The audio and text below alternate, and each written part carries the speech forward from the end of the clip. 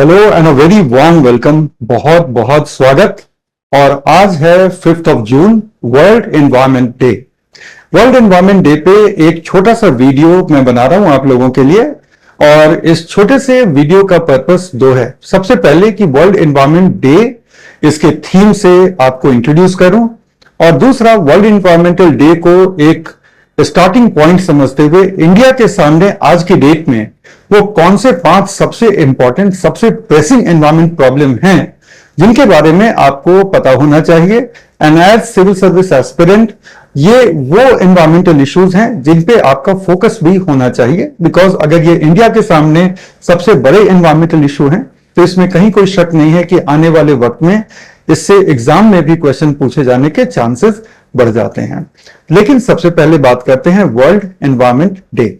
So world environment day United Nations ने 5th of June को designate किया है। ठीक है, अब 5th ऑफ जून को कब डेजिग्नेट किया? तो 1973 में डेजिग्नेट किया गया। दो बातें, 1973 में ही क्यों और 5th जून ही क्यों? तो इसके लिए एक साल हमें थोड़ा रिवाइंड करना पड़ेगा, और एक साल रिवाइंड करने के बाद हम आते हैं 5th जून 1972। ये वो दिन था, ये वो डेट थी, ठीक है, जिस दिन स्टॉकहोम में पहली बार वर्ल्ड एनवायरनमेंट एंड डेवलपमेंट का कॉन्फ्रेंस यूएन ने बुलाया था। ये वर्ल्ड का सबसे पहला ऐसा कॉन्फ्रेंस था जहां पे लगभग सारे यूएन मेंबर्स के हेड ऑफ स्टेट आए थे, और अगर हेड ऑफ स्टेट नहीं तो हेड ऑफ गवर्नमेंट आए थे। और उस समय उन लोगों ने इस चीज को डिस्कस किया था कि कैसे हम आने वाले वक्त में, आने वाले डिकेड्स में अपने डेवलपमेंट को बनाए रखें, but at the same time development को बनाए रखने के साथ साथ हम एनवायरमेंट को डैमेज ना होने दें। क्योंकि तब तक पोस्ट वर्ल्ड वॉर रिकवरी के दौरान ये चीज समझ में आ गई थी कि ये सारी कंट्रीज जो पोस्ट वर्ल्ड वॉर या कह लीजिए कि कॉलोनियलिज्म के डिमाइस के बाद अपने आप को रीबिल्ड कर रहे थे, जिनमें इंडिया भी एक कंट्री था, इसके एनवायरमेंटल रिपरकशंस थे, एनवायरमेंट पे इसके दुष्परिणाम थे। और अब ये जरूरत महसूस की जाने लगी थी कि ये ऐसे ही नहीं चलता रहेगा। जरूरी है कि हम अपने डेवलपमेंट को इस तरह से डिजाइन करें कि जिससे एनवायरमेंट के इंपैक्ट को हम मिनिमाइज कर सकें। और इसी कॉन्फ्रेंस का फॉलो अप 20 साल के बाद रियो अर्थ समिट के फॉर्म में 1992 में हुआ, और रियो अर्थ समिट का फॉलो अप 2012 में रियो +20 कॉन्फ्रेंस, जो फिर से रियो डी जेनेरो ब्राजील में हुआ था, वहां पे किया गया। लेकिन अब हम आते हैं इस डेट पर, और अब आपको यह समझ में आ गया होगा कि 5th जून ही क्यों। बिकॉज 5th जून वो डेट थी जिस दिन स्टॉकहोम कॉन्फ्रेंस की ओपनिंग थी, राइट? और उसको कोमेमोरेट करने के लिए ये 5th जून को रिकॉग्नाइज किया गया। और किसने रिकॉग्नाइज किया? यूनाइटेड नेशंस ने रिकॉग्नाइज किया 5th जून को एज वर्ल्ड एनवायरनमेंट डे। और आज 2024 का वर्ल्ड एनवायरनमेंट डे है। दैट विल बेसिकली मीन कि आज हम 51st वर्ल्ड एनवायरनमेंट डे पे हैं। और 51st वर्ल्ड एनवायरनमेंट डे पे इंडिया के सामने वो कौन से 5 मेजर एनवायरमेंटल चैलेंजेस हैं, that's what we are going to see today. ठीक है, शुरू करते हैं। सबसे पहला जो इंडिया जिन एनवायरमेंट चैलेंजेस को फेस कर रहा है, उसमें सबसे पहला नंबर जो आएगा वो नंबर आएगा क्लाइमेट चेंज इंपैक्ट का। और क्लाइमेट चेंज का जो इंपैक्ट है वो सिर्फ एक नहीं बल्कि बहुत सारे डायरेक्शंस में ऑलरेडी हम देख पा रहे हैं, और आने वाले वक्त में ये क्लाइमेट चेंज का इंपैक्ट हम और भी ज्यादा देखेंगे। दूसरा जो इंपैक्ट है वो है वेजिटेशनल कवर, जिसमें फॉरेस्ट भी आता है, land resources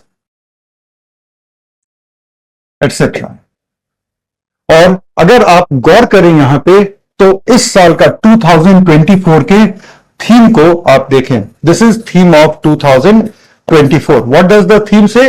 land restoration. What does it mean? कि land resources are severely under stress. A lot of man-made reasons, बहुत सारे रीजन हैं जो मैन मेड हैं और कुछ रीजंस हैं जो नेचुरल भी हैं, but obviously land resources are facing severe stress और उसकी वजह से हमारा एग्रीकल्चर सफर कर रहा है, उसकी वजह से पूरी दुनिया में हमारे इकोसिस्टम्स डैमेज हो रहे हैं, इकोसिस्टम्स धीरे धीरे श्रिंक हो रहे हैं और डेजर्ट का एक्सटेंट जो है, रेगिस्तान का जो एक्सटेंट है वो बढ़ता जा रहा है। अगर आप दूसरे थीम को देखें तो दूसरा थीम क्या कहता है? डेजर्टिफिकेशन, कि लैंड को रिस्टोरेशन करना है, डेजर्टिफिकेशन को अरेस्ट करना है। और इस पर एक यूएन की कन्वेंशन भी है जिसको हम कहते हैं United nation convention on combating desertification, है ना। लेकिन ऑब्वियसली बहुत कुछ उस कन्वेंशन के गोल्स आज भी अनमेट है, जिसकी वजह से आज की डेट में भी ये चैलेंज है। और क्लाइमेट चेंज की वजह से एक बड़े पैमाने पर ड्राउट की situation year after year arise हो रही है, खासतौर पे साउथ एशिया में जिसमें हमारा कंट्री भी आता है, दूसरा अफ्रीका में और तीसरा लैटिन अमेरिका के कई हिस्सों में। और ये दुनिया के वो हिस्से हैं जो बहुत ही ज्यादा ऑलरेडी लो इनकम के चैलेंजेस से स्ट्रगल कर रहे हैं। लो इनकम का चैलेंज, फूड सिक्योरिटी मोर और लेस हमारे कंट्री में सॉल्व इक्वेशन है, लेकिन क्या अफ्रीकन कॉन्टिनेंट में भी ये सॉल्व इक्वेशन है? क्या लैटिन अमेरिका में भी ये सॉल्व इक्वेशन है? Answer is no. And in that case अगर ड्राउट की मार हमारे एग्रीकल्चर पे पड़ जाए तो फूड सिक्योरिटी की सिचुएशन बहुत बहुत वर्स हो जाती है। तो तीसरा जो है वो है drought resilience. Drought resilience once again man made factor या क्लाइमेट चेंज की वजह से ड्राउट की सिचुएशन अराइज होती है, सूखे की सिचुएशन अराइज होती है। कई बार कई सारे नेचुरल फैक्टर्स भी होते हैं जिससे कि आप ड्राउट की सिचुएशन कन्फ्रंट करते हो। तो इस साल का थीम भी अगर आप देखें तो थोड़ा सा क्लाइमेट चेंज से रिलेट करता है, खासतौर पे जब हम ड्राउट रेजिलियंस की बात करते हैं तो आज की डेट में एक फ्रीक्वेंट ड्राउट का रीजन क्लाइमेट चेंज का इंपैक्ट है। दूसरी तरफ हम डेजर्टिफिकेशन के भी एक्सपांस को जो हम बढ़ते हुए देख रहे हैं, वहां पे भी थोड़ा सा कंट्रीब्यूशन क्लाइमेट चेंज का तो है, जिसकी वजह से इकोसिस्टम्स जो वेजिटेशनल सिस्टम्स हैं वो डैमेज हो रहे हैं और डेजर्ट का एक्सटेंट बढ़ता जा रहा है। तो ये जो सेकंड चैलेंज जो इंडिया के सामने है, ये सेकंड चैलेंज इस साल के थीम के साथ काफी ज्यादा रेजोनेट करता है। तीसरा, वाटर रिसोर्सेस। ये एक बहुत बड़ा चैलेंज है, इस पे हम लोग बात करेंगे। जो हमारा फोर्थ चैलेंज है, मैं यहां पे लिख रहा हूं for the lack of space, जो हमारा फोर्थ चैलेंज है वो है हमारे एग्रीकल्चरल सिस्टम पे बहुत सारे एस्पेक्ट से स्ट्रेस पड़ता जा रहा है। और आज हम फूड सिक्योर की सिचुएशन में हैं, लेकिन आने वाले वक्त में भी हम ऐसी सिचुएशन में रहेंगे, ये एक बहुत बड़ा कंसर्न होता है। तो स्ट्रेस ऑन एग्रीकल्चरल इकोसिस्टम ये एक बहुत बड़ा चैलेंज है। और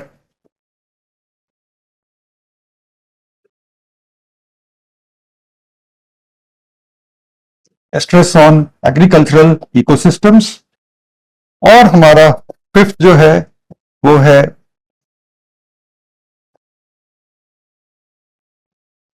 बायोडाइवर्सिटी लॉस। सो ये पांच तो बहुत ही इंपॉर्टेंट चैलेंजेस हैं, लेकिन इन चैलेंजेस में एक दो और चैलेंजेस हम बड़े आराम से जोड़ सकते हैं। छठा चैलेंज जिसकी बात की जा सकती है, ये पेज हमारा थोड़ा मेसी होता जा रहा है, लेकिन फिर भी छठा चैलेंज एयर पॉल्यूशन का रहेगा, राइट। सो ये कम से कम, और अगर एक और मैं चैलेंज को जोड़ दूं तो वो है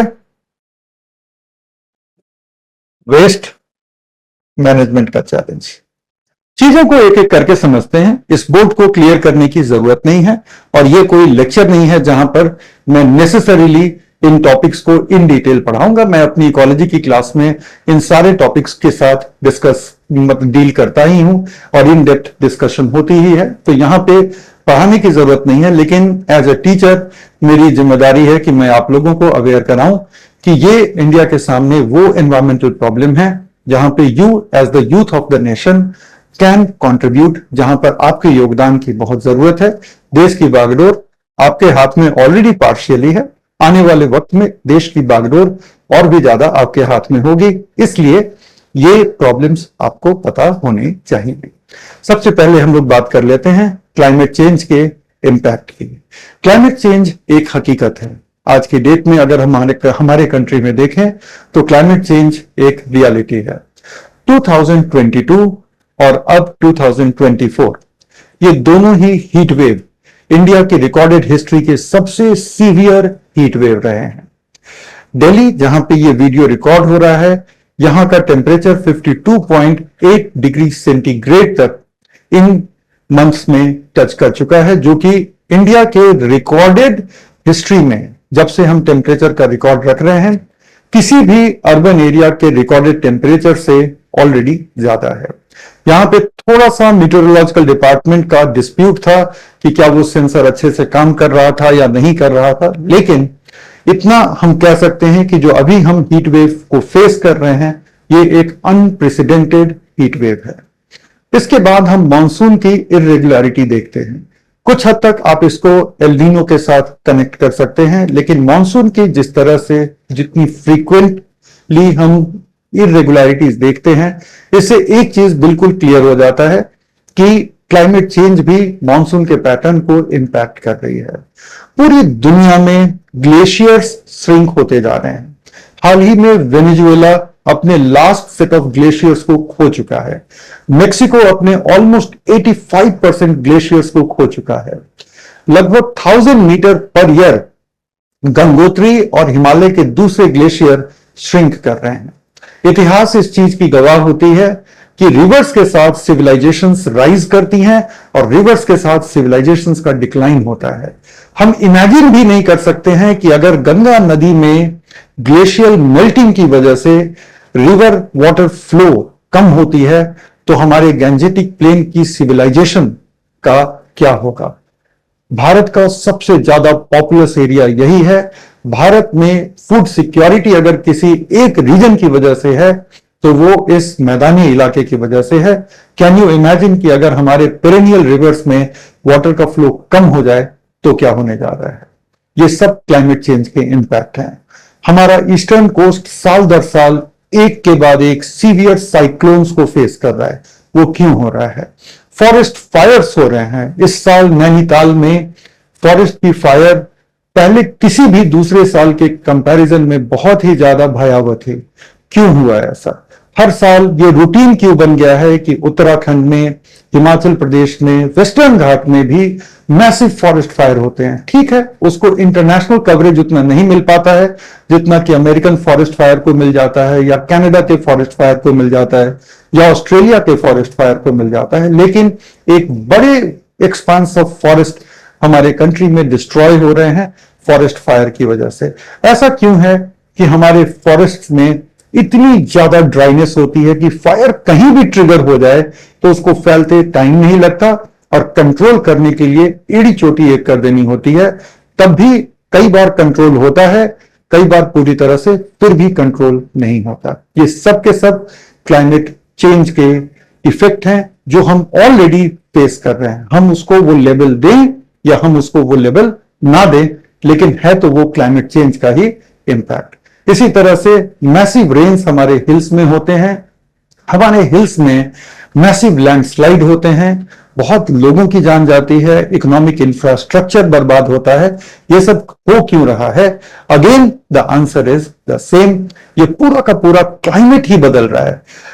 बारिश कैसे हो रही है वो बदल रहा है, मॉनसून कैसे बिहेव कर रहा है वो बदल रहा है, बारिश कम हो रही है या ज्यादा हो रही है वो बदल रहा है। बहुत सारी चीजें हैं जो हमारे कंट्री में बदल रही हैं। गर्मी का मौसम कब आता है, टेम्परेचर किस तरह से राइज करता है, ये सारी चीजें इंपैक्ट हो रही है। ये एक बहुत मेजर प्रॉब्लम है। और जो गवर्नमेंट ऑफ इंडिया ने जो ये एक life initiative, life style for environment initiative जो स्टार्ट की, उसका सक्सेस आपके और हमारे हाथ में है। वो गवर्नमेंट आपको फोर्स करके इंप्लीमेंट नहीं करा सकती। जैसे कि हमारे कॉन्स्टिट्यूशन में फंडामेंटल ड्यूटीज के लिए गवर्नमेंट आपको फोर्स नहीं कर सकती, उसी तरह से लाइफ स्टाइल फॉर एनवायरमेंट के लिए गवर्नमेंट आपको फोर्स नहीं करेगी। आपको और हमको इसको इंप्लीमेंट करना है हमारे पर्सनल लाइफ में।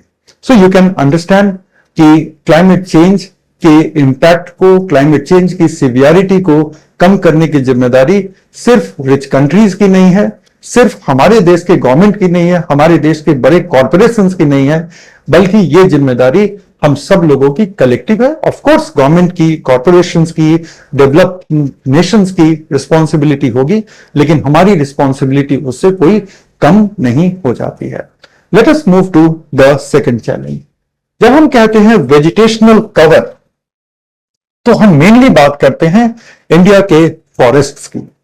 अब आप में से बहुत लोग कहेंगे कि सर आपने फॉरेस्ट कवर कराया था, और फॉरेस्ट कवर में हमने ये देखा था कि हर सर्वे में हमारे कंट्री में 1987 से फॉरेस्ट कवर की मैपिंग की जा रही है, फॉरेस्ट सर्वे ऑफ इंडिया करती है, और हर फॉरेस्ट कवर मैपिंग में हमने ये देखा है, कुछ एक ऐसे सर्वेज को छोड़ करके, कि सर्वे ऑन सर्वे हम फॉरेस्ट एरिया में थोड़ा सा ग्रोथ रजिस्टर करते हैं।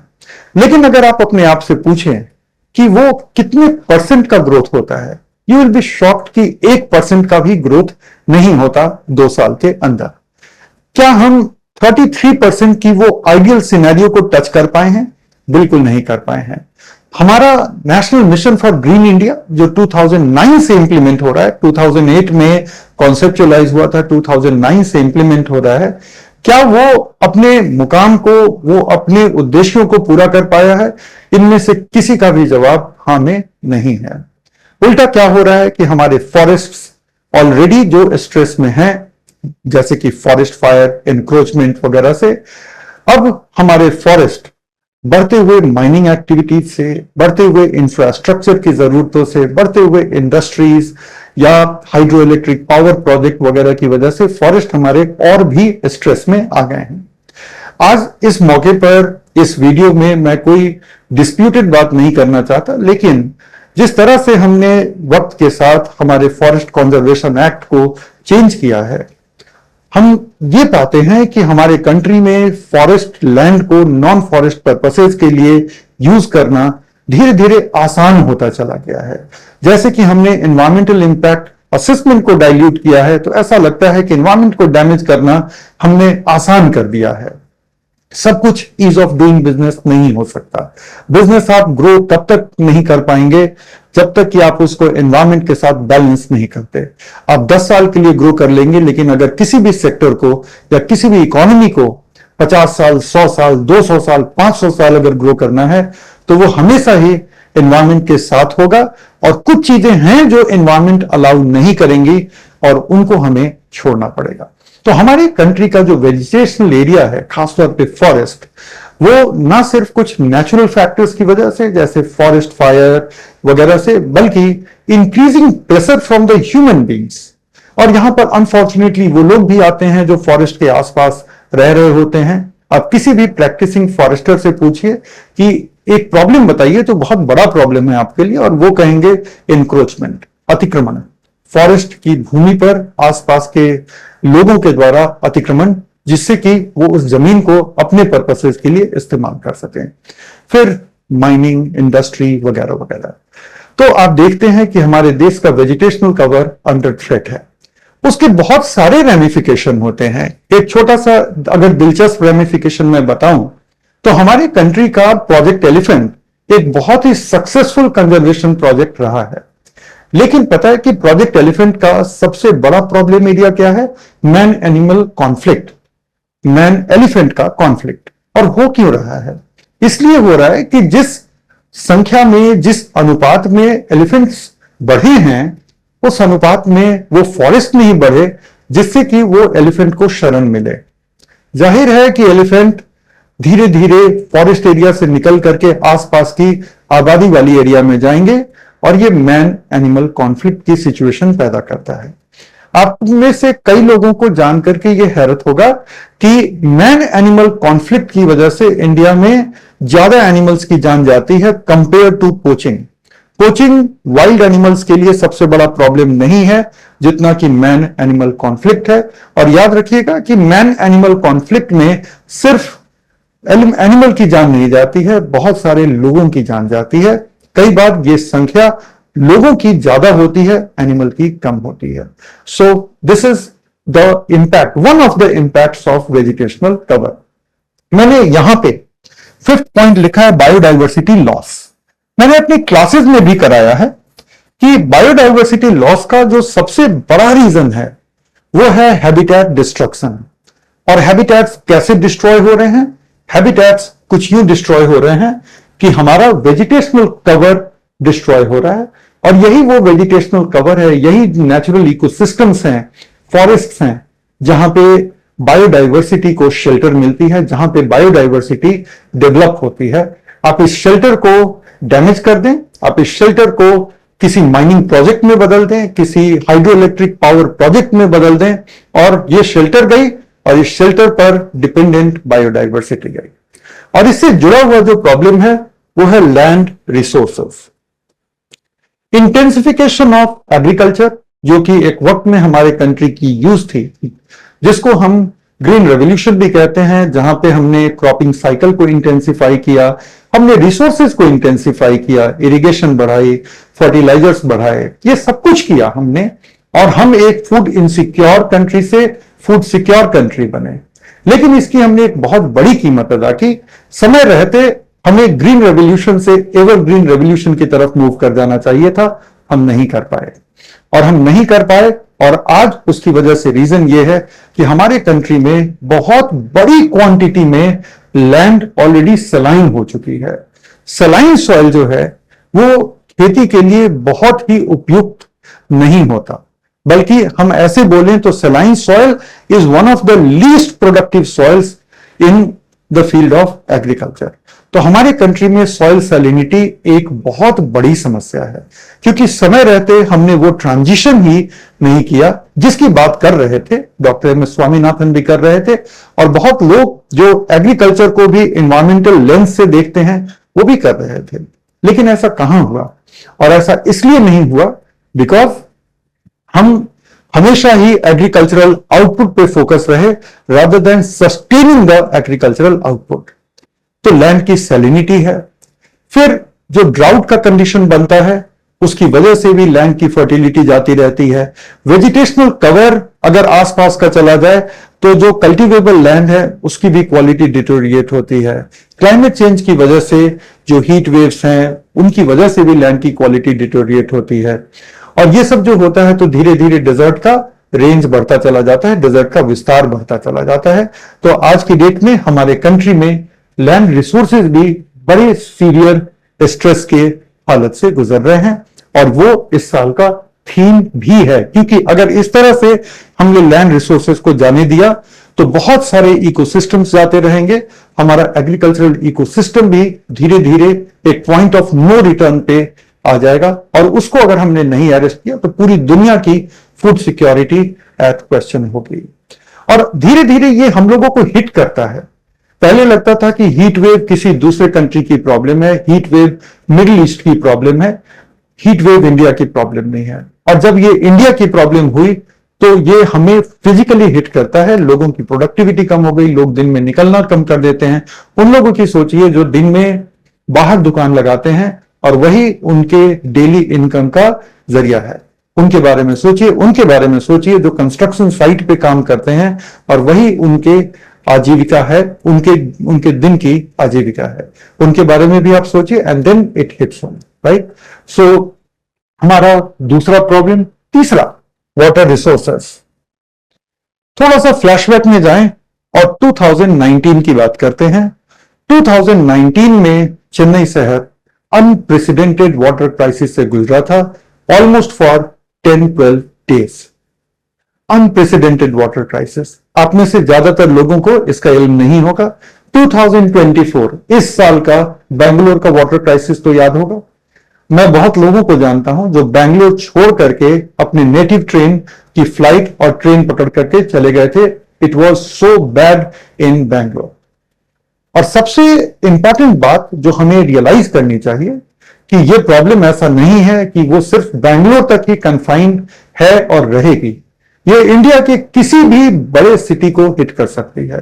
आप अपने आसपास थोड़ा सा नजर दौड़ाएं और आपको यह अंदाजा चल जाएगा कि आपके शहर में भी वाटर के रिसोर्सेज पर एक स्ट्रेस है। अगर पाइप वाटर आपके घर पे आता है तो उसका एक खास टाइम होगा। गर्मियों के महीने में आप देखेंगे कि वो वाटर की सप्लाई कम हो जाती है। अगर आपका अंडरग्राउंड वाटर आता है तो आप देखेंगे कि गर्मी के महीने में वो अंडरग्राउंड वाटर का लेवल नीचे चला जाता है और वाटर की क्राइसिस हो जाती है। तो ये क्राइसिस हर जगह है कमोबेश।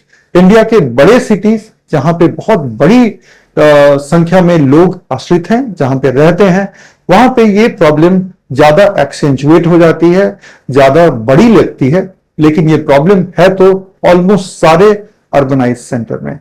इंडिया में ये ग्राउंड वाटर का लेवल बहुत तेजी से गिर रहा है, रिजर्वायर्स में वाटर का लेवल धीरे धीरे कम हो रहा है और क्लाइमेट चेंज के इंपैक्ट से रिवर में भी वाटर फ्लो कम हो जा रही है।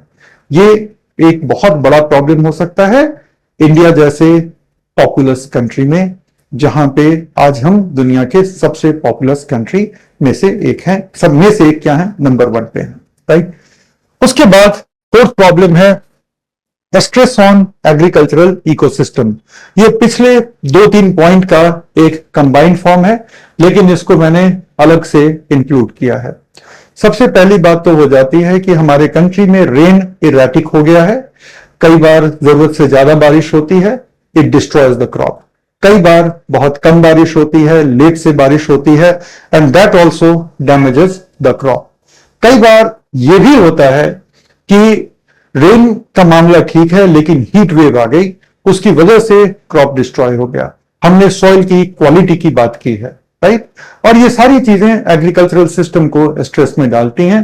और फिर वाटर रिसोर्सेस, हमारे एग्रीकल्चरल सिस्टम में इरिगेशन का एक बहुत बड़ा रोल है। जिस तरह के हम क्रॉप्स ग्रो करते हैं, दे आर इरिगेशन इंटेंसिव। खासतौर पे पैडी क्रॉप को आप देख लें, और ऐसे में अगर वाटर रिसोर्सेज की कमी होती है तो हमारा एग्रीकल्चरल इकोसिस्टम बहुत बुरे तरीके से इंपैक्ट होगा। एक और चीज कि एग्रीकल्चरल सेक्टर में हमने जितनी तेजी से हाइब्रिड वैरायटी को, ट्रांसजेनिक वैरायटीज को अपनाना शुरू किया है, धीरे धीरे ये होता जा रहा है कि जो नेटिव वैरायटीज रही हैं, जो ट्रेडिशनल नेटिव वैरायटीज रही हैं, ट्रेडिशनल नेटिव वैरायटीज स्ट्रेस में आ गई हैं।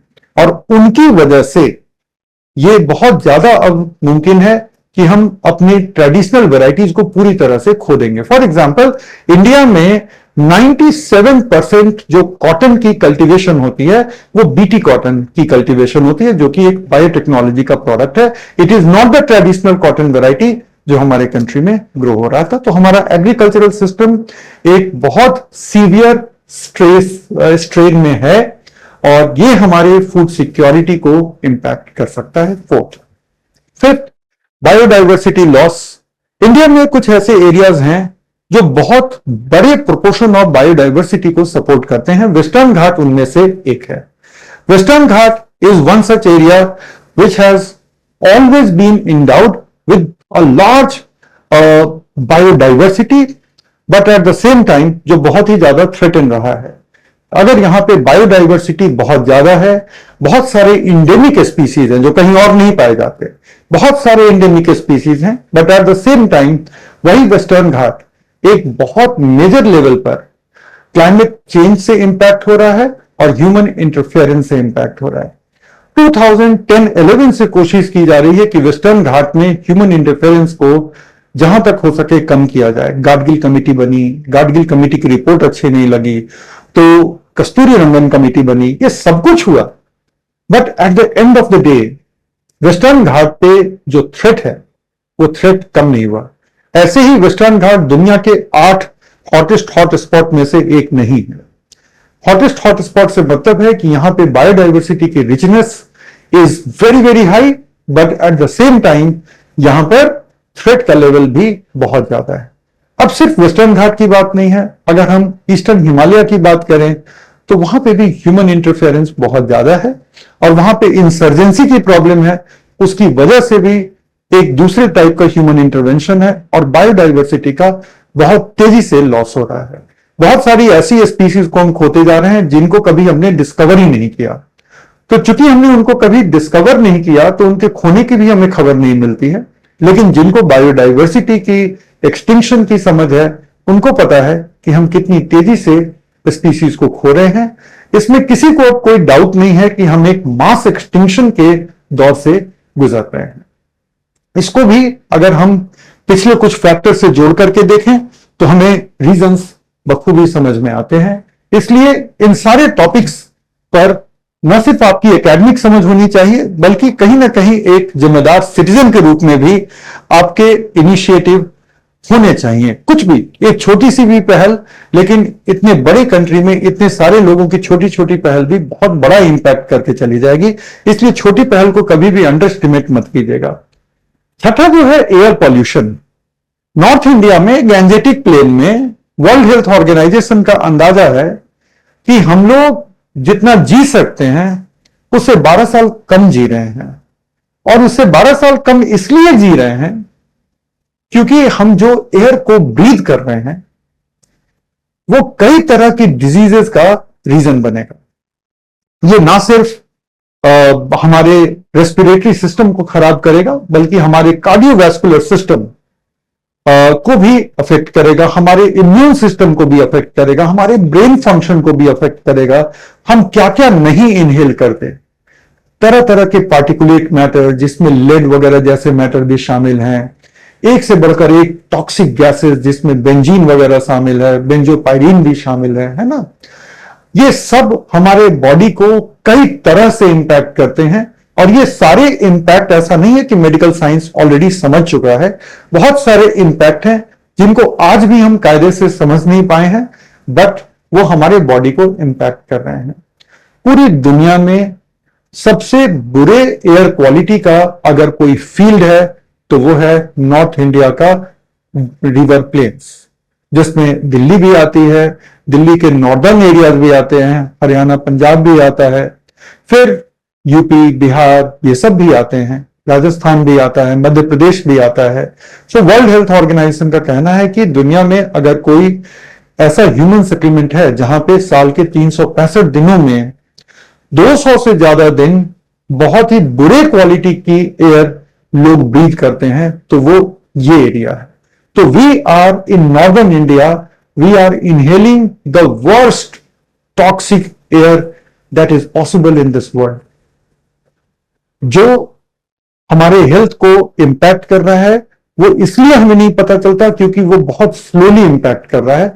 इंपैक्ट तो कर रहा है। अगर कोई भी ऑन एन एवरेज अपनी नॉर्मल लाइफ स्पैन के 12 साल कम जीता है, आप जस्ट इमेजिन करिए। एयर पॉल्यूशन के बारे में यह भी कहा जाता है कि air pollution kills more people than any violent act kills people in the world. कोई वायलेंस, कोई टेररिज्म इतने सारे लोगों की जान नहीं लेती जितना एयर पॉल्यूशन अकेले ले लेती है। That is another problem. And last big problem जो कि हमारे इर्द गिर्द किसी भी शहर में, बल्कि गांव में भी आपको देखने को मिल जाएगी, that is the problem of waste. हम इतना वेस्ट जनरेट करते हैं, ऑल्दो पर कैपिटा वेस्ट कम है, लेकिन हम इतना ज्यादा वेस्ट जनरेट करते हैं। डोमेस्टिक वेस्ट होता है, इंडस्ट्रियल वेस्ट होता है ना, कम्युनिटी वेस्ट होता है, और हम कहां रिलीज नहीं करते उस वेस्ट को। सॉलिड वेस्ट से लैंड पूरा बिखरा पड़ा रहता है, सॉलिड वेस्ट लैंड के ऊपर, है ना। धीरे धीरे आप देखते कि उसका एक पहाड़ बन जाता है सॉलिड वेस्ट का। हम लिक्विड वेस्ट हम नदियों में रिलीज कर देते हैं। एग्रीकल्चरल वेस्ट भी नदियों में जाता है, उससे नदियों का इकोसिस्टम इंपैक्ट होता है। इंडस्ट्रियल वेस्ट दोनों लैंड इकोसिस्टम को और रिवर इकोसिस्टम या वाटर इकोसिस्टम को इंपैक्ट करता है। तो अगर हम टोटल वेस्ट जनरेशन में देखें तो हमारे कंट्री में कायदे से उसको क्वांटिफाई नहीं किया गया है, लेकिन एक मोटा अंदाजा है कि शायद चाइना के बाद हमारा ही नंबर आता है। हो सकता है कि हमसे थोड़ा ज्यादा नंबर अमेरिका का होगा, लेकिन डिसाइडेडली हम नंबर 3 पे हैं। हमारे पास रिसोर्सेज कम है वेस्ट को रिसाइकल करने के, वेस्ट को सेफली डिस्पोज करने के। टेक्नोलॉजिकल रिसोर्सेज कम है, फाइनेंशियल रिसोर्सेज कम है। इसलिए ये प्रॉब्लम हमारे देश में ज्यादा बड़ी होती चली जाएगी अगर हमने सोर्स के लेवल पर इसको कंटेन करने की कोशिश नहीं करी।